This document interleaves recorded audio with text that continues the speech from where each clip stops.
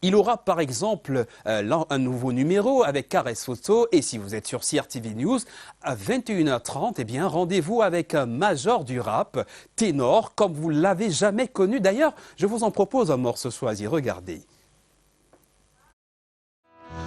Annabella n'aura jamais connu sa mère. Avant d'être une femme, elle a perdu son père. Son mari est mort en commettant l'adultère. Pauvre Annabella.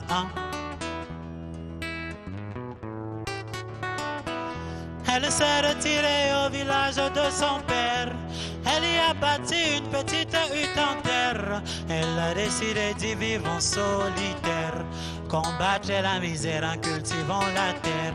Pauvre Annabella. Et pauvre Annabella. Oh, I know.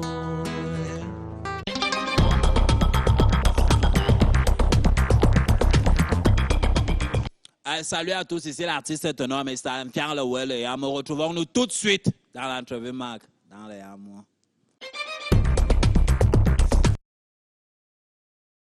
Un ténor comme on ne l'a pas souvent connu, rendez-vous en fin d'émission dans nos figures de style. Rendez-vous également avec Lady Ponce et Magasco on partagera quelques images du making-of et toutes les sources de cette chanson qui arrache toutes les vues et les likes sur YouTube et sur Facebook. D'ailleurs, restez connectés avec nous justement vous pouvez nous regarder si vous vous déplacez en téléchargeant l'application MyCRTV et vous avez toutes les antennes de la télé sur votre smartphone et comme celui que tient Marie-Noëlle Niba sur notre antenne ce soir. Bonsoir Marie-Noëlle. Bonsoir Steve. Heureux de vous retrouver. Longtemps qu'on ne vous avait pas vu. C'est toujours un bonheur de vous recevoir à la télé. Ici, c'est votre case. Oui, je suis toujours content d'être là. Et comment ne pas revenir, hein?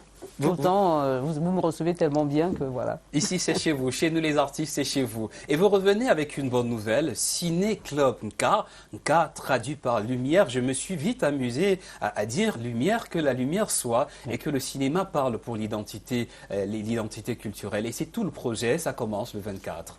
Oui, tout à fait. La première session du ciné Club Nka que nous avons lancée. Là, je le prononce vraiment avec l'accent. C'est dans quelle langue? C'est la langue Ngemba du nord-ouest du Cameroun. Oui. Nka qui veut dire lumière. Oui. J'imagine que dans d'autres langues également, il y a ça. Oui. Et pourquoi ne pas identifier ce ciné-club par une expression de nos langues? Parce que c'est vraiment le but, c'est de revisiter ce que nous sommes, revisiter notre identité. Et moi, je me sens très à l'aise de pouvoir parler ma langue. Je me sens très à l'aise de pouvoir parler de moi. Et donc, ce ciné-club va nous permettre de faire le tour de nos films que les gens ne connaissent pas. Voilà, et qu'à travers cela, on puisse parler de nous sans fioriture, sans honte, sans... Voilà.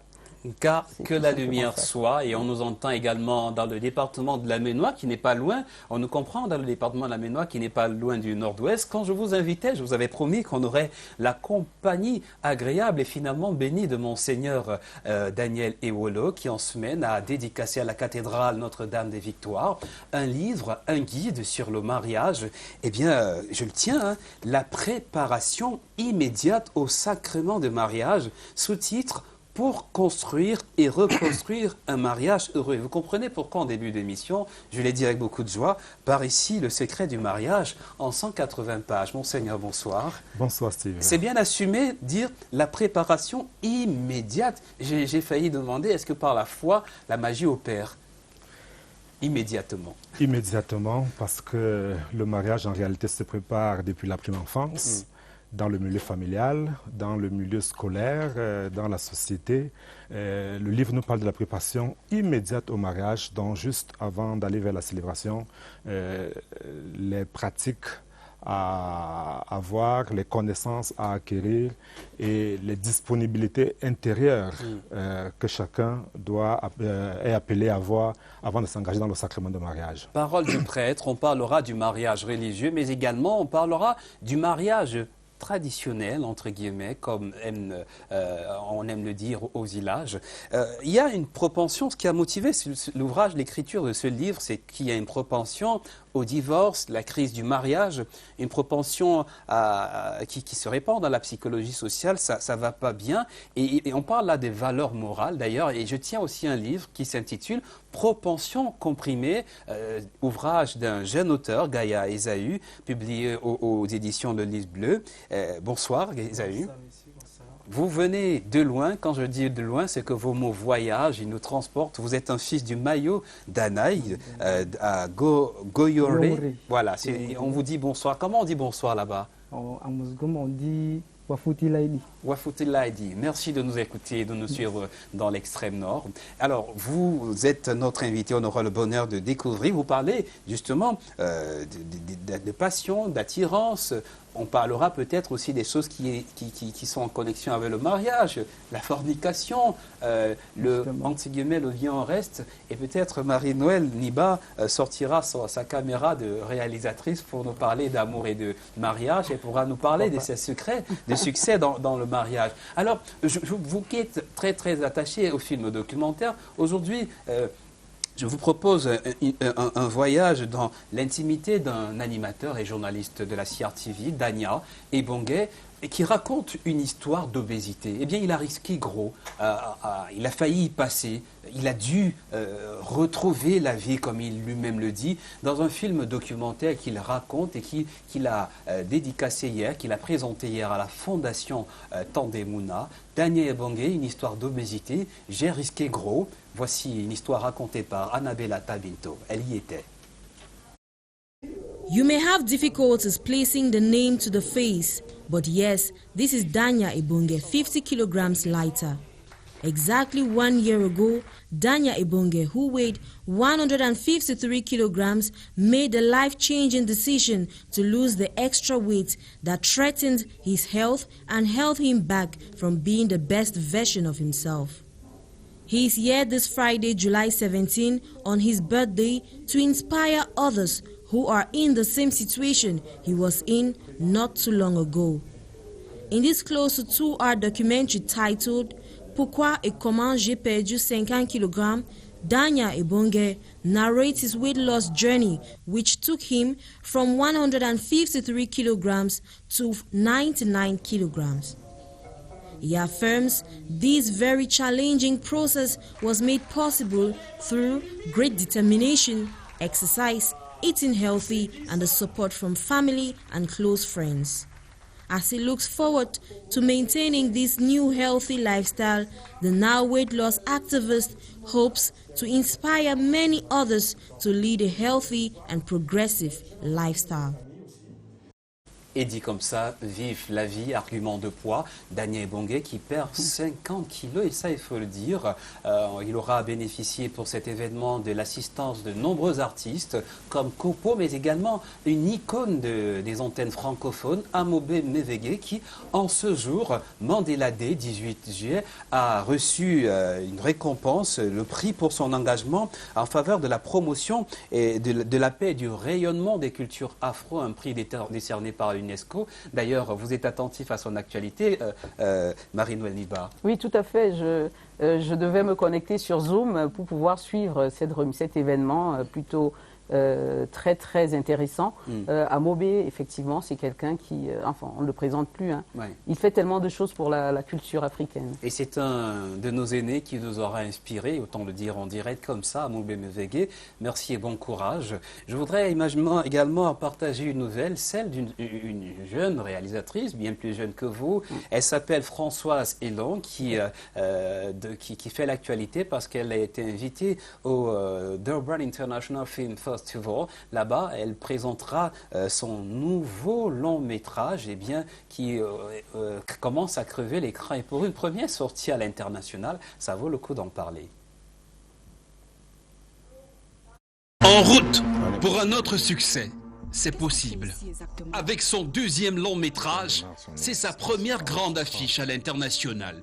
Le film Enterré, à peine sorti en juin, crève déjà l'écran. Enterré est sélectionné au Durban International Film Festival. Il se tiendra du 16 au 26 juillet. Le film met en scène des retrouvailles d'amis d'enfance qui virent au cauchemar.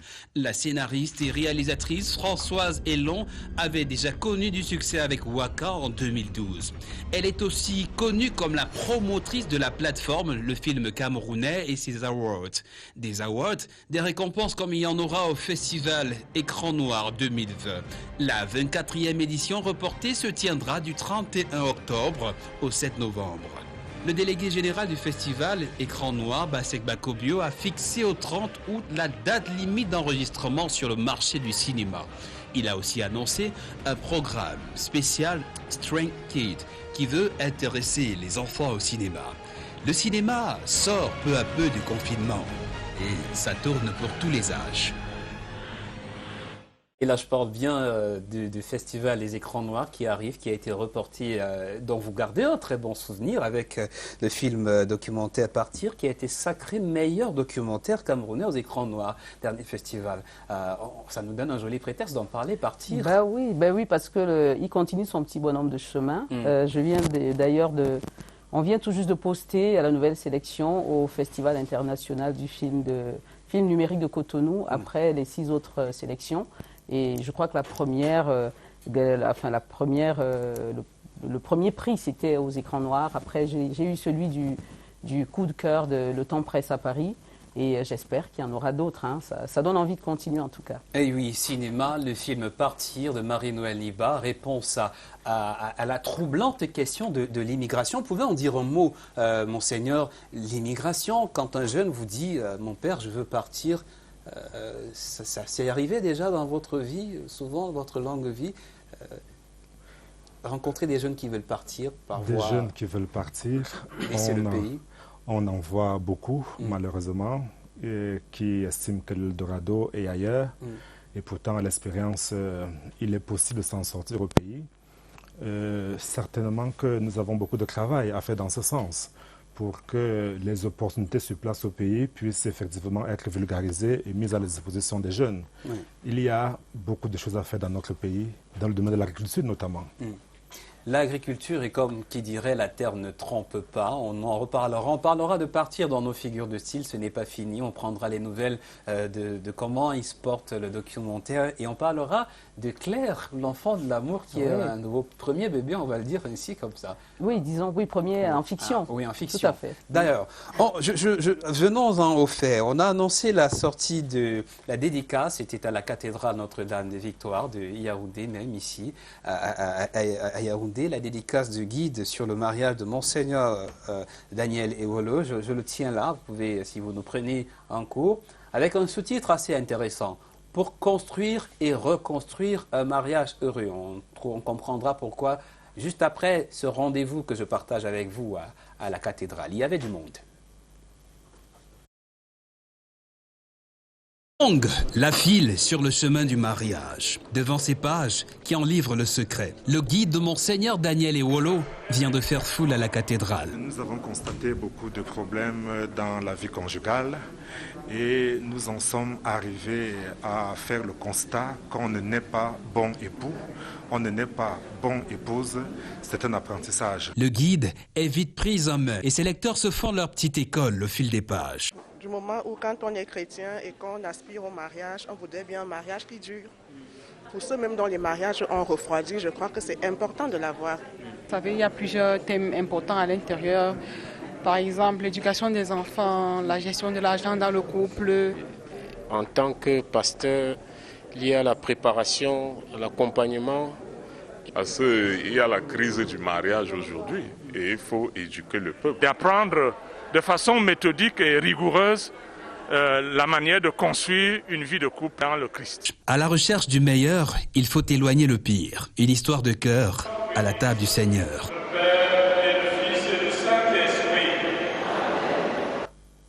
Voilà, nous y étions en images et on vous y a baladé. Esaü, bonsoir une fois encore. Bonsoir. Je pose la question pas à l'écrivain mais aux jeunes. Hein. Vous rêvez de vous marier, c'est pour quand le mariage? Le mariage, pour moi, je n'ai pas d'abord pensé. Bon, étant donné qu'on est d'abord des jeunes, on est jeunes, on doit penser souvent, tisser certaines relations, justement. Vous êtes encore sur le chantier de l'amour? De l'amour, je dirais, je suis d'abord sur le chantier, comme vous dites. Voilà, c'est bien, il est très astucieux. Il n'a pas donné de date. Alors justement, capter quelques réactions qui font office de première lecture après la dédicace de cet ouvrage, on le disait, à la cathédrale, dans la maison de Dieu. Et peut-être Monseigneur nous en donnera tout le symbole tout à l'heure. Mais en passant par notre rue Foudangono, qui est notre deuxième rubrique de la soirée, eh bien, allons capter les réactions. Ça parle aux familles comme aux pasteurs. pasteur de l'Église.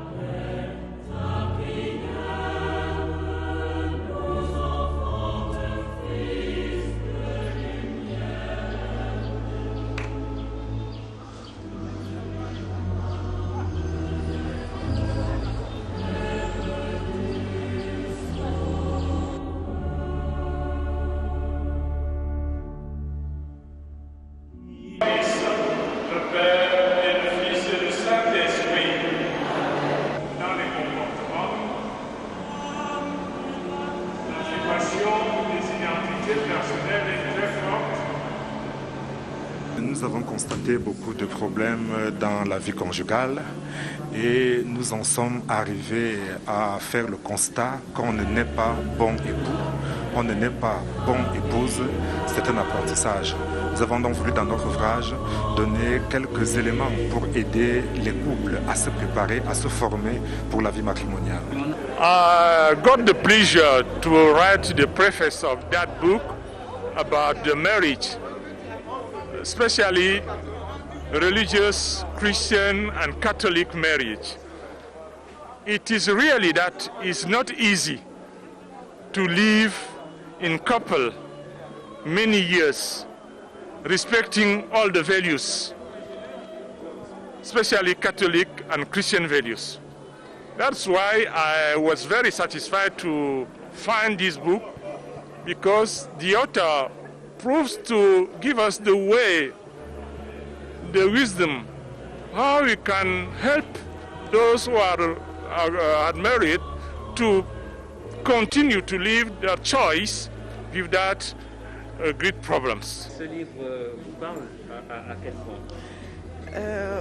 Au plus haut point, du moment où quand on est chrétien et qu'on aspire au mariage, on voudrait bien un mariage qui dure. Donc un mariage qui va jusqu'au bout, jusqu'à ce que la mort nous sépare. Donc quand on voit un livre comme ça, on se dit, voilà, ça va nous instruire sur ce que nous ne savons pas, ça va nous accompagner et surtout, ça va nous guider, comme c'est écrit, un guide pratique. Et on a dit pour construire et reconstruire. Voilà, pour ceux même dont les mariages ont refroidi, je crois que c'est important de l'avoir. Se reconstruire, parce que justement, il y a des couples qui sont en crise et qui ont besoin de se refaire du sang neuf. Dans le livre, les conseils qui y sont donnés peuvent aider les couples à se ressaisir, à relire leur vie conjugale de manière à s'en relever. Le livre vous parle comme un guide? Oui, beaucoup. À quel point?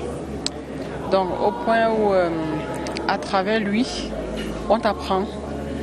Vous savez, il y a plusieurs thèmes importants à l'intérieur. Par exemple, l'éducation des enfants, la gestion de l'argent dans le couple. Vous voyez, donc, parce que nous sommes nés dans un couple, on est nés seuls et on s'est mis ensemble. Donc maintenant, il faut apprendre à gérer les humeurs, gérer l'argent, la gestion de tout en fait. Donc, l'évangile au centre, bien entendu, bien entendu. Bien sûr, le mariage c'est pour fonder une famille. Le mariage ne se referme pas sur les époux. Sinon, il n'est pas fécond comme il doit l'être. La fécondité, c'est qu'il s'ouvre. Le mariage s'ouvre la possibilité d'avoir des enfants.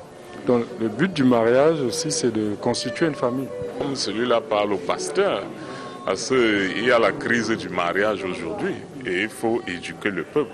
Donc, il a fallu accueillir avec joie cette recherche pédagogique, initiatique, qui permet à tous ceux qui veulent s'engager dans cette voie d'être au fait des défis et des enjeux et d'apprendre de façon méthodique et rigoureuse la manière de construire une vie de couple dans le Christ. justement, merci d'être chez nous, les artistes. On va lever le flou sur ce qui dérange dans le mariage, sur le chemin du mariage. Il est long, il est parfois parsemé d'embûches. Et le livre que nous avons en vedette ce soir nous aide à nous y préparer pour construire et reconstruire un mariage heureux. Daniel Ewolo, vous n'en êtes pas à votre premier ouvrage. Le premier, celui-ci est le deuxième. Le premier, c'était Les paroisses personnelles ou sociologiques, paru en 2015. D'ailleurs, ce n'est peut-être pas le prêtre, ce n'est pas le vicaire général de l'archidiocèse que nous allons recevoir ce soir, mais c'est surtout l'écrivain. Quel a été l'élément déclencheur? Quel a été le choc? Pourquoi avoir publié un ouvrage comme celui-ci? Ce qui m'a décidé à écrire ce livre, c'est que d'abord, comme prêtre, pasteur sur le terrain, nous accueillons beaucoup de femmes, d'hommes en difficulté dans leur vie conjugale. Et en réfléchissant un peu, je me suis dit, est-ce que, entre autres raisons, il n'y a pas l'impréparation au mariage? Parce qu'effectivement, on ne naît pas bon mari, on ne naît pas bonne épouse, ça s'apprend.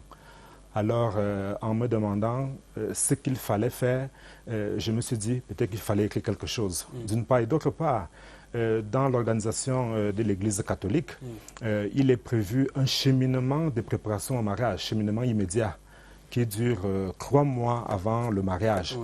Dans mon livre, Guide pratique, j'essaie de donner aux prêtres, mais aussi aux candidats au mariage, les éléments nécessaires de préparation pendant ces 3 mois. C'est un bon conseil, cet ouvrage qui sert de guide, de boussole, Marie-Noël Niba. J'ai eu la petite question de jeune. Comment c'était à votre époque? Oui, je pense que déjà à notre époque, il y avait une crise de mariage. Mais je pense que il faut situer un peu ces problèmes-là en fonction des époques. À notre époque, je pense qu'il y avait, j'analyse souvent en disant, il y avait une émancipation de la femme qui faisait que les hommes avaient peur maintenant d'avoir des femmes, que j'ai appelées des femmes orchestres. C'est-à-dire que des femmes qui, professionnellement, sont déjà bien assises. Et on parlait il y avait des garçons qui disaient, ah, je ne veux pas des femmes qui ont des grands matricules. Parce que les gars avaient peur des femmes à cette époque. Et là, il n'y avait pas de réseaux sociaux à notre époque, mais il y avait déjà une crise parce que les femmes avaient décidé d'être au même niveau professionnel et intellectuel que les hommes. Alors les hommes avaient déjà peur d'épouser des filles et ils pensaient qu'une femme qui est assise intellectuellement pourrait devenir celle qui porte le pantalon, parce que c'est l'expression qu'on employait souvent. Mais aujourd'hui, avec les réseaux sociaux, c'est un autre contexte. J'ai comme l'impression... L'écran du paraître, l'écran de la belle image... Ça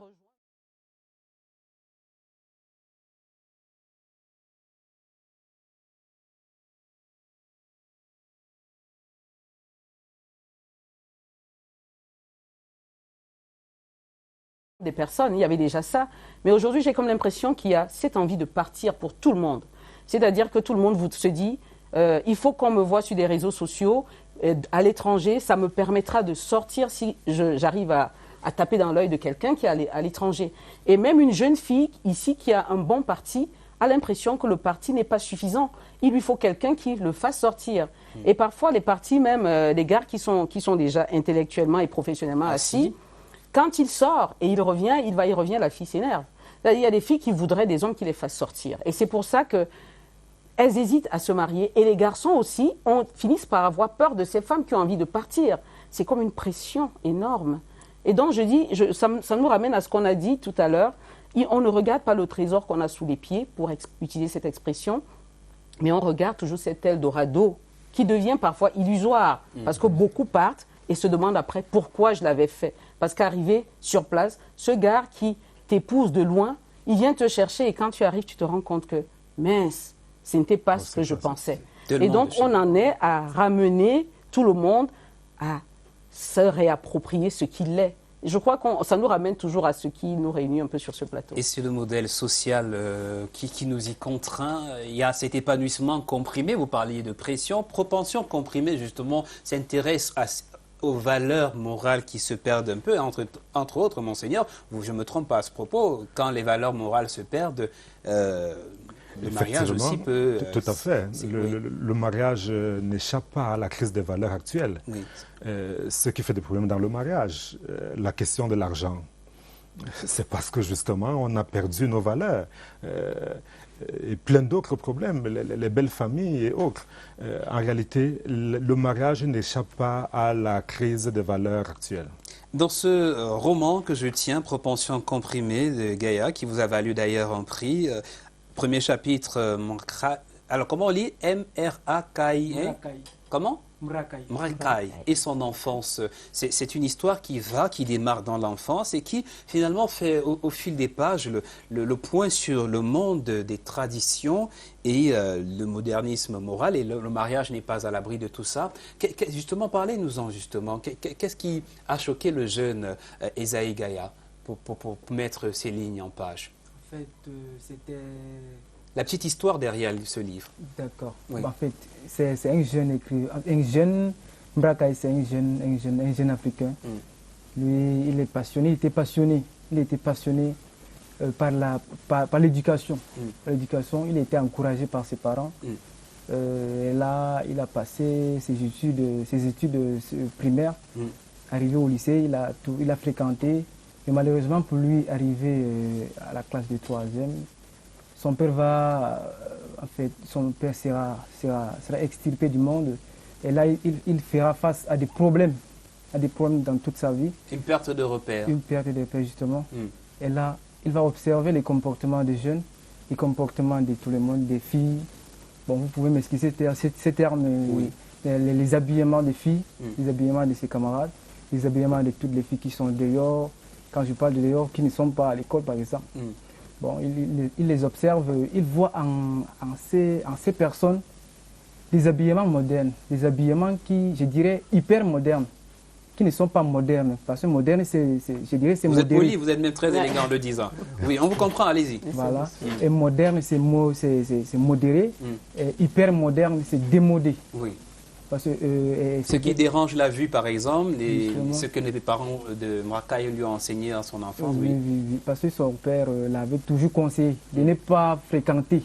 Parce qu'il ne veut pas voir son enfant frappé par la maladie de la modernisation. Oui. Qui est? Cette maladie, c'est quoi? Qui est la destruction de la personnalité, la destruction de la personne, la destruction de l'Africain. C'est important qu'on l'ait, parce que là, il raconte l'histoire de quelqu'un qui baigne dans son enfance. Et c'est important, on parle de mariage, ça commence par là aussi, Marie-Noëlle Liba. Tout à fait. Oui. Moi, je pense que les problèmes du mariage, comme il disait, c'est un manque de reconnaissance de soi. Dans un mariage, si chacun s'assume, je pense qu'on peut savoir que chacun a ses différences, chacun, comme on dit souvent, on a ses bons côtés, on a ses mauvais côtés. Et puis pourquoi je suis rentrée dans ce mariage, c'est parce que l'autre, j'appréciais les bons côtés de l'autre et il appréciait mes bons côtés. À un moment, il faut qu'à tous les coups, on soupèse. Pourquoi je suis là? Est-ce que je continue à vivre les mêmes valeurs qui m'ont amené dans ce mariage? Je disais tout à l'heure, hors caméra, que c'est un consensus permanent et puis c'est une recherche permanente de ce qui nous a amenés dans cette relation. Pourquoi vous vous mariez? Et si on ne sait pas pourquoi on se marie, on aura l'impression d'être perdu lorsqu'on se retrouvera dans ce monde d'inconnus, parce que chaque jour on se découvre, on découvre l'autre. Et si on le vit comme un roman, pour aller un peu dans votre sens, où on est ouvert on se prépare à découvrir l'autre à tous les coups. L'art de grandir ensemble. Voilà, grandir ensemble, tourner une page de sa vie et se dire on écrit quelque chose ensemble. Je crois que si on part sur cette base-là, c'est difficile qu'on se sépare parce que même quand l'autre fait quelque chose de mauvais, c'est toujours quelque chose d'écrit dans votre vie. Et comment est-ce qu'on maximise ce côté-là? Donc je ne vais pas raconter votre livre, ou bien je n'ai pas encore lu, hein, mais c'est à vous de parler de ça. Et c'est Monseigneur peut nous aider également à comprendre. Je crois qu'il a l'argument de la foi, mais surtout de la vie chrétienne, la prière. Oui, effectivement. Oui, veut dire le mariage religieux, point barre. Comme le disait Marie-Noëlle tout à l'heure, effectivement, dans le mariage, il faut se connaître soi-même. Il faut s'approprier soi-même dans son histoire, dans sa personnalité. Il faut accueillir également le conjoint dans sa personnalité, dans sa culture. Et c'est cette vie commune de connaissance mutuelle qui, justement, peut amener à vivre effectivement le mariage dans l'harmonie. Vous l'avez évoqué aussi, comme chrétiens, nous savons que Dieu est amour. Et nous croyons que c'est Dieu qui comble les brèches, les failles, les limites de l'amour humain. Autrement dit, L'amour humain, il est fragile, il est faible. L'amour humain est fait des petits à côté, tels qu'on les voit habituellement. Et quand on croit en Dieu, quand on s'abreuve ensemble à la source de l'amour de Dieu, on est sûr que les limites de l'amour humain seront surmontées et puis on va s'en sortir. Vous avez parlé de mariage entre catholiques. Vous me voyez venir. Parfois, il y a la barrière religieuse. Deux personnes qui sont hyper heureuses, mais dont l'amour est étouffé par les murs des chapelles. Vous abordez cette question? Nous abordons la question du point de vue catholique. On peut se marier avec toute personne, indépendamment de sa foi. Un catholique peut se marier avec un protestant, un bouddhiste, un musulman. Quelle que soit sa foi, un chrétien catholique peut s'engager effectivement dans le mariage. Mais bien sûr, il y a un cheminement préalable qui est important. Merci de nous y accompagner justement. Et je voudrais que nous sortions de cet échange en évoquant quand même le mariage traditionnel. Et là, je mets un accent sur le patrimoine. Il y a des personnes qui vont se lier au mariage au village et qui vivent heureuses. Au Cameroun, on distingue 3 formes de mariage.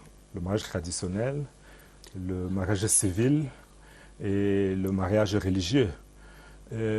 Et chaque mariage a ses engagements, les droits et les devoirs liés au contexte dans lequel il est célébré. Pour le mariage traditionnel, c'est 2 familles qui sont unies. 2 familles choisissent de se mettre ensemble, de cheminer ensemble, et cela se voit. Quand il y a un événement heureux dans la famille de l'homme, la famille de la femme se présente, pas les bras vides, pas par délégation, mais se présente physiquement et avec ce qui est requis. Dans le cadre du mariage traditionnel, qui unit 2 familles, il y a des engagements de part et d'autre. C'est partagé. Voilà. Je voudrais vous poser une question. Lorsque vous avez publié pendant la cérémonie de dédicace, CRTV News a fait un tweet sur l'événement. Mais il y a une question qui peut vous sembler pernicieuse. Est-ce que le prêtre pas marié peut connaître les réalités profondes du mariage? Effectivement. À quel point? Et j'ai pour cela 3 raisons. La première raison, c'est que le prêtre ne tombe pas du ciel. Le prêtre naît d'une famille, le prêtre grandit dans une famille, dans un environnement familial, premier argument. Deuxième argument, le prêtre dans sa formation. Pour être prêtre, 8 ans minimum, on passe par 2 facultés de philosophie et de théologie. Et au cours de ces formations, le prêtre apprend l'anthropologie, la sociologie, la psychologie, le droit de la personne et de la famille. C'est les sciences du détachement, du renoncement au mariage, entre autres. C'est des sciences qui permettent de connaître l'homme dans sa constitution, dans son milieu social, dans son comportement. Et puis, 3e argument, le travail du prêtre au quotidien est d'accueillir les fidèles pour un accompagnement spirituel. Et je peux vous dire que 70 à 80% des problèmes que le prêtre est appelé à gérer au quotidien sont des problèmes conjugaux. Dans le prêtre, il en apprend beaucoup sur la vie conjugale. Donc, pour ces 3 raisons, un prêtre parle avec assurance du mariage. Un peu le psychologue, hein? Oui, aussi, voilà, surtout. Nous y voilà. Et c'est un bonheur, si on peut trouver le livre où? Vous pouvez nous dire rapidement? Oui, le livre, on peut le trouver à la procure des missions du gouvernement diocésain, à la cathédrale Notre-Dame des Victoires, on peut le trouver à la paroisse de l'Irefa. Et dans les prochains jours, on l'aura dans le diocèse de Bolova, de Douala et bien d'autres aussi. Nous l'aurons très bientôt à la librairie Saint-Paul et à l'Harmattan. C'est un rendez-vous. Marie-Noëlle Niba, on a failli ne pas en parler, mais parlons-en rapidement. Il y a des mariages qui explosent parce que l'enfant ne vient pas. Oui, tout à fait. Ça se comprend, hein, ça peut se comprendre. Mais comme j'ai dit tout à l'heure, tout n'est pas toujours rose. C'est-à-dire qu'on dit on se marie pour le meilleur et pour le pire. Du moment où ton objectif, ce n'est pas toujours d'accuser l'autre, si la faute est de l'autre, il faut l'accepter avec cet art. Et je pense que ça part aussi de là. Généralement, j'ai fait Claire ou l'enfant de l'amour parce que justement, dans ce film-là, c'était justement des femmes qui étaient rejetées parce qu'elles n'arrivaient pas à accoucher, parce que la société pensait qu'elles n'arrivent pas à faire un enfant. Et en bout de compte, on s'est rendu compte que c'est l'homme qui n'arrivait pas à faire l'enfant. Dans une société comme la nôtre, l'homme n'est jamais stérile, c'est toujours la femme. Et j'ai voulu donc interpeller dans ce film, Claire ou l'enfant de l'amour, le fait que l'homme aussi peut avoir ses problèmes. C'est un bonheur parce que nous allons en parler dans nos figures de style, Claire ou l'enfant de l'amour. C'est un morceau choisi que nous réservons pour les figures de style. Allez-y, monseigneur. Alors, l'enfant ne vient pas ou l'enfant tarde à venir, parfois ça fait problème. Répondez rapidement. Oui, effectivement, dans notre livre, nous proposons aux candidats au mariage de passer par les examens prénuptiaux. Parfois, avec ces examens, il est possible de découvrir ce qui fait problème dans le couple, d'une part. D'autre part... Mais vous savez que les raisons de la science ne parviennent pas toujours à contrôler les raisons du cœur. Oui, parfois, deux personnes amoureuses savent qu'elles n'auront jamais d'enfants, mais leurs cœurs sont collés l'un ou l'autre. En le sachant à l'avance, ils peuvent décider de continuer ou d'arrêter, en sachant à l'avance qu'ils ne peuvent pas avoir d'enfants. D'où l'importance des examens prénuptiaux. Mais celui qui fait la demande devient suspect. Parce que si c'est toi qui demandes, allons faire, il va dire, ah, donc tu commences à me soupçonner de ne pas pouvoir. Donc, c'est vrai que c'est très délicat. D'où la préparation au mariage. Se préparer à l'avance dans ce processus. Ouais. Effectivement, il peut arriver que l'enfant ne vienne pas. On a vu des cas où, physiologiquement, il n'y a pas de problème, ni du côté de l'homme, ni du côté de la femme. Ouais. Et c'est là, par notre foi, que nous disons que Dieu, c'est l'enfant qui le donne. Alors, il faut se tourner vers lui pour l'implorer, pour le supplier dans l'attente de l'enfant. Bon Dieu, qu'est-ce que le cœur a ces prisons que la raison ignore parfois. C'était difficile là. Bon, merci en tout cas. On en dira encore un mot dans nos figures de style tout à l'heure. Parlons rapidement d'identité culturelle, un sujet qui vous intéresse. Et Esaü, vous le défendez également dans votre livre quand vous critiquez les tares du modernisme qui viennent botter un tout petit peu, bousiller ce que vos parents vous ont enseigné, les parents de Maracaï, par exemple. Ça vous parle à quel point, vous, le jeune, quand on dit identité culturelle? Bon, identité culturelle, ça me parle en fait.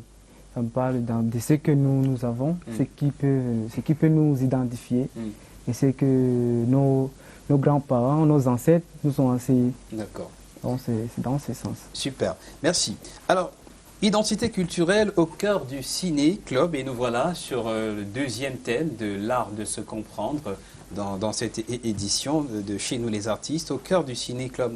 K, elle m'a dit de prononcer avec le H de la fin. C'est quoi le projet de départ dans l'objectif de la réalisatrice Niba? En fait, il faut dire que quand je faisais mon dernier film Partir, déjà je suis une férue de la culture en fait. Hein. J'adore, c'est pas de la mégalomanie, mais j'adore ce que je suis. Je dis toujours que je suis un produit du Cameroun, le Cameroun tel qu'il est, parce que je suis née du Nord-Ouest et puis j'ai complètement grandi à Yaoundé et j'ai une culture, j'ai fait des études complètement en français, mais je me bats pour parler un bon anglais et j'adore parler les langues de chez nous et j'adore j'ai toujours trouvé qu'on a tout ce qu'il y a de beau. Et ça, en faisant mon dernier film encore, je me suis posé la question parce que beaucoup me demandaient, oui, vous faites l'apologie des retours, mais est-ce que vous vous êtes posé la question de savoir pourquoi les gens partent dans le film que j'ai fait Partir? J'ai dit, oui, c'est vrai que je peux donner une question, je peux donner une réponse évidente, qui peut être un problème économique parce qu'on en parle. Je peux parler de tout ce dont on parle déjà. Mais au fond de moi, je me suis dit, peut-être qu'il y a ce qu'on appelle la recherche de soi. Pendant longtemps, on a grandi avec des enfants. Je vois autour de moi des familles où parfois l'enfant n'a pas la parole. Moi, j'ai eu la chance d'avoir la parole. Je le dis toujours, peut-être c'est ça qui a forgé ce que je suis aujourd'hui. On m'a toujours permis de dire ce que je pensais, tant que je pensais que ce que je disais était valable et que je ne faisais rien de mal. Et c'est cette confiance en soi qui, je pense, a manqué à beaucoup d'enfants qui grandissent en se demandant est-ce que je suis utile à mon environnement. On ne me donne pas la parole quand je suis petite. Et puis, il y a cette expression qu'un enfant veut, lorsqu'elle est en train de causer, tais-toi, tu vois pas que je parle, va là-bas, toi là. Parfois, les enfants pleurent parce qu'ils ont envie de s'exprimer. Et on leur donne pas la parole. À ce titre de Propension comprimée, l'ouvrage de Gaïa. Je suis très contente qu'ils soient avec moi sur ce plateau. Et parfois, tu observes des scènes comme ça où l'enfant a envie de dire quelque chose à son parent ou à un aîné. Personne ne l'écoute. Il grandit à l'école. Lorsqu'il veut dire quelque chose qui est déplacé, le maître le tape. Tu es trop bête. On lui dit des choses comme ça. Il grandit. À un certain moment, il se dit, mais je suis inutile. Avec les réseaux sociaux aujourd'hui, les gars se sont rendus compte que dans d'autres contrées, on donne la parole à l'enfant. J'ai appris, parce que je vis à l'étranger aussi, que là-bas, l'enfant est roi. C'est vrai qu'il ne faut pas trop en faire. Il faut modérer chaque chose. Et nos enfants regardent des films où les enfants sont des héros, où les enfants, on appelle ça quoi, sauvent le monde. Et il y a des familles où on leur donne complètement la responsabilité de tenir le monde. Et nos enfants se disent, mais moi, dans mon environnement où on ne me donne jamais la parole, je ne peux pas m'épanouir. Et je pense que c'est cette raison-là qui fait que les enfants, malgré tout ce qu'on a, parce qu'on parle de pauvreté, non, il n'y a aucune pauvreté. C'est dans la tête. Il y a des enfants, partout il y a la pauvreté, même en Occident, il y a la pauvreté. Mais nos enfants, parce qu'on ne leur permet pas de se sublimer, c'est comme cette carotte. Si tu la fais cuire et tu la mets dans une assiette, même sans complément, sans rien, et tu dis cette carotte, elle est bonne et elle est belle, et la manière dont tu la manges, ça poussera l'autre aussi à manger. Mais si nos enfants ici, nous ne les sublimons pas, et qu'ils ont l'impression qu'ailleurs, quand ils arrivent, parce que ceux qui traversent là, dès qu'ils arrivent, vous avez des travailleurs sociaux qui les prennent comme des petits œufs. Ah oui, ça va, voilà. Et l'enfant a l'impression qu'enfin, il a trouvé son Eldorado. Pourtant, ce qu'on lui donne simplement, c'est de l'amour. Et c'est ça, c'est de là que c'est parti, où je me suis dit, il fallait qu'on revisite ce que nous sommes pour nous réapproprier notre self-esteem.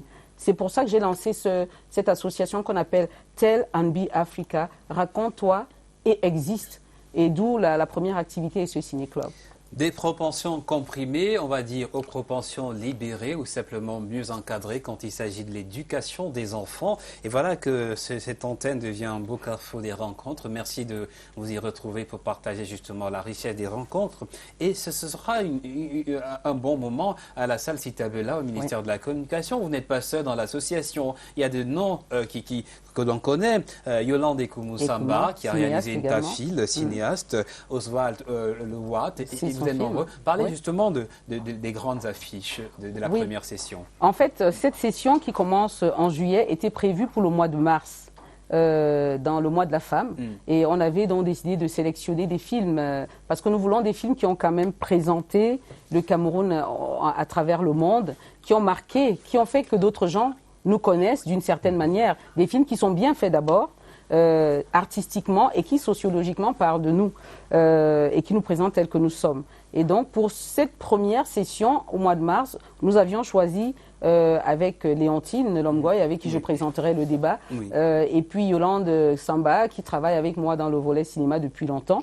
Nous avons décidé de présenter le film de Christa Eka, Belay. Ce sera l'histoire d'une jeune femme qui dans son rêve a changé sa place pour prendre celle de son homme qui la maltraitait. Et donc l'homme qui vit un peu l'histoire de la femme, voilà, qu'est-ce que ça peut donner. C'est une très belle histoire en court-métrage. Et puis nous avons en deuxième, pour le vendredi 24 toujours, on a en deuxième lieu le film de Oswald Lewatt qui est Un amour pendant la guerre, qui raconte donc l'histoire de Aziza qui a perdu son mari, la trace de son mari pendant la guerre, et on vous montre comment ces deux-là se manquent, malgré le fait qu'on est en Afrique, parce que certains disaient, en Afrique, dans la pauvreté, on ne vit pas l'amour, mais non, il y a de l'amour, et ça m'a vraiment touchée. Et en troisième lieu, le 25, de 9h à midi, le samedi 25, on a décidé de présenter le film Minga ou la cuillère cassée de Clay Edou, qui a fait le tour du monde, et qui reprend un peu l'histoire de la cuillère, de la jeune orpheline, que nous tous, on a entendu dans des contes dans notre enfance. Voilà, c'était pour présenter un peu l'histoire de la femme et sa résilience dans notre société. Et ça compte un peu aussi dans l'épanouissement d'une femme. Une femme épanouie, c'est une société épanouie. Et peut-être aussi des mariages épanouis. Tout à fait. Oui. Merci, Monseigneur. On vous retrouvera tout à l'heure dans nos figures de style. Mais avant qu'on y aille, je vous invite à vivre un moment rapide, et nous en reparlerons tout à l'heure dans nos figures de style, avec Images, le zapping de l'histoire que je lance en images. Regardez, il s'agit d'une femme impressionnante dont on a donné le nom à une salle, la salle Citabella justement, qui va vous accueillir. C'est une histoire de pionnière, Citabella. Regardez, première parmi les cinéastes, première journaliste, dit-on, et pilote aussi, une belle histoire. Citabella, le mémorial d'une pionnière, c'est en image. Elle est née en 1933 au Cameroun, elle est décédée le 27 février 2006. Elle aura brillé, notamment avec, en 1963, elle réalise le documentaire Tam Tam à Paris, qui compte parmi les tout premiers films documentaires de l'espace du cinéma francophone en Afrique subsaharienne, en 1969, disais-je. Eh bien, c'est une militante féministe qui se bat pour l'épanouissement des femmes. Je dis qui se bat parce que chez nous, les artistes ne meurent pas, on parle toujours d'elle au présent. On aura le bonheur de parler d'elle, vous la connaissez bien, son histoire tout à l'heure. Dans nos figures de style, c'est donc une Sita Bella dont le nom reste dans nos mémoires et le nom est attribué à la salle Sita Bella qui vous accueille. C'était notre zapping de l'histoire ce soir. Eh bien, monseigneur, vous aimez bien l'histoire, vous aimez bien l'écriture, ça je le sais. Je ne sais pas si vous aimez le cinéma. Oui, j'aime bien regarder le cinéma, mais à la télévision. À la télévision. Qu'est-ce que vous faites, par exemple? Est-ce qu'on peut rentrer dans votre secret? Quel est le dernier film que vous avez regardé? C'est vrai qu'un prêtre, on se dit, le prêtre, est-ce qu'il regarde la prière de midi au Vatican? Et puis après, qu'est-ce qu'un prêtre regarde? C'est une question comme ça, à la télé, comme vous, par exemple. Oui, à la télévision, naturellement, les informations d'abord.